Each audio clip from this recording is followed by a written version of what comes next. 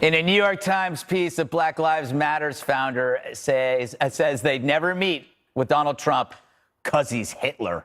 Quote, "We wouldn't as a movement take a seat at the table with Trump because we wouldn't have done that with Hitler. Trump is literally the epitome of evil, all the evils of this country, be it racism, capitalism, yes, capitalism, sexism, homophobia, blah, blah, blah. It goes on, but doesn't matter. What you're seeing is a mass delusion where every action proves a monster. It's the same mania behind the witch trials or when Ronald Reagan was testing his microphone and decided to make a joke." My fellow Americans, I'm pleased to tell you today that I've signed legislation that will outlaw Russia forever. We begin bombing in 5 minutes. Now, the media freaked out over this like it was real, which is what happens with Donald Trump every single day. And that's key. If you lose your mind over every single word, you will lose it forever and then think he's as evil as heavy metal was in the 1980s.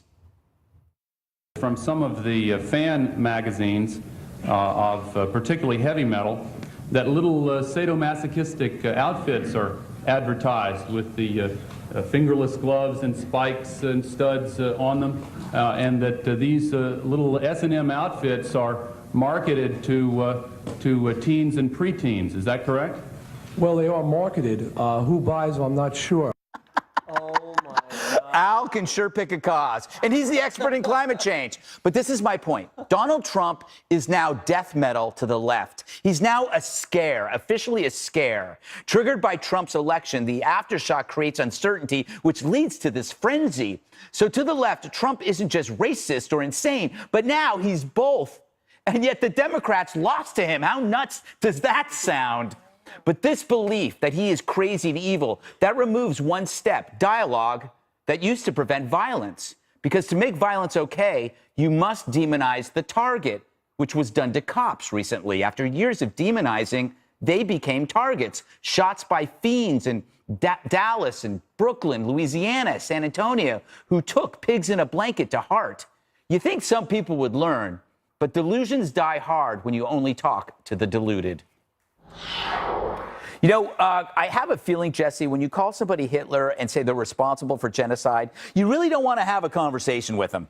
No, Trump is literally killing people. Yes, literally. yes. I just don't like it when people use the word literally like that. I also want to just run the entire Al Gore heavy metal hearing. Can we just run that? Forget flood insurance. Let's do Al Gore and heavy metal. Right?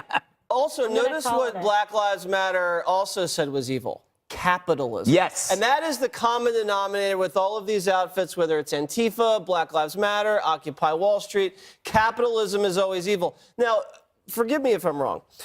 Floyd Mayweather, black guy, just made $300 million on a pay-per-view fight. I watched it. Because of capitalism. Okay, is that wrong? Is that wrong? I would think Black Lives Matter would support that. No, they pick Colin Kaepernick, another black millionaire athlete, because he's not getting signed. I mean, talk about mixed priorities. Then you know, the problem I also have with this is Black Lives Matter could have been a decent movement, you know, if they just focused on the justice and the equality. But when you compare the president to Hitler and then you chant about killing cops, it ruins all credibility. Trump has done more for black people than I think most Black Lives Matter people even realize. How many thousands of black people has Trump hired over the course of his years running the gaming industries, running The Apprentice, in the real estate industry, promoted them, given them opportunities, health care? I don't think Hitler would do that. What do you think, Juan? Do you think Hitler would do that? Would Hitler give him all health care? Holy smokes, what a question, Gregory. Hitler never opened a casino. That's Juan, right, is what he we're never getting at. did. Yeah. And according to what people say about how Trump treated his workers at the casinos, Hitler never told them to have the black folks off the floor when the big rollers were coming in. But, you know, what strikes me here You have proof is... of that, otherwise... No, that's in books now. But what I'm saying is that I am struck by the idea. I think Black Lives Matter is a very important movement in this country. And so when you say the equivalent of Hitler, I think it invites everybody's derision and you just sort of ignore it. But when she went through the list and said, hey, you know, racism and after Charlottesville and the white supremacists, you know, when she goes through things like homophobia and you think about what's going on with the Trump edict on transgender people. He was for gay marriage before Obama was. Well, I'm just telling you, he sings a different song these days. When you think about, He has Jewish grandchildren. Is he a bigot? He dotes on them. I guess he's a bigot. I guess, you know, people like his Treasury Secretary and others who are Jewish in his own administration who are speaking to him now in harsh tones. Rex Tillerson, who says to him, "You speak for yourself on this." I think they're saying this is not. So you're great. saying he is Hitler? I didn't say it was Hitler. Well, you're validating everything she said. No. But those aren't actual real facts. Those are feelings. What, Charlottesville's not a fact? No. Your interpretation of what he did is a feeling. It's not a fact. It's a feeling. How's It's a feeling. When It is I a talk feeling. about what he did to transgender in the military. Because you were actually not ascribing your homophobic. emotion into it. Kimberly, Yes. thoughts? All right, so let's be like rational here.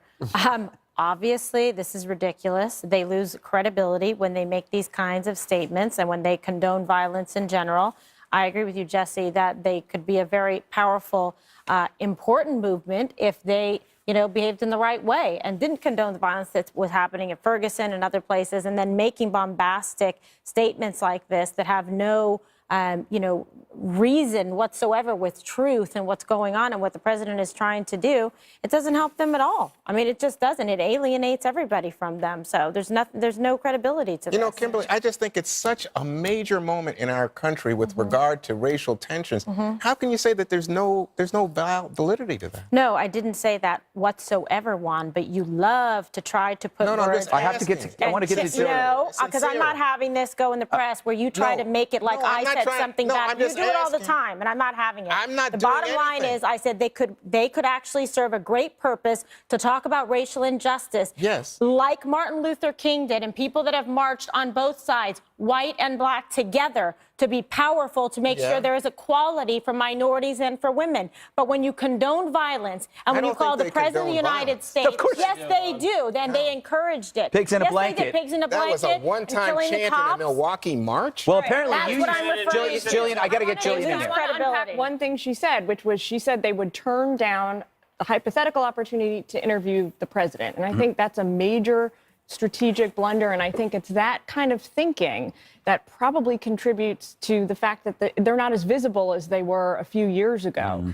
If you're a civil rights advocacy organization, a political advocacy organization, you exist in order to influence policy. And the way you do that is by talking to and negotiating with politicians, including those who you don't agree with, even if you think they're Hitler or Stalin or whoever. You still have to have a dialogue. And so it's that kind of mindset I fear undermines the organization. So I think, You know, they forgot to... We gotta go. Okay. One, they're yelling. A college professor fired for an incredibly offensive tweet regarding the devastation in Texas. That story next.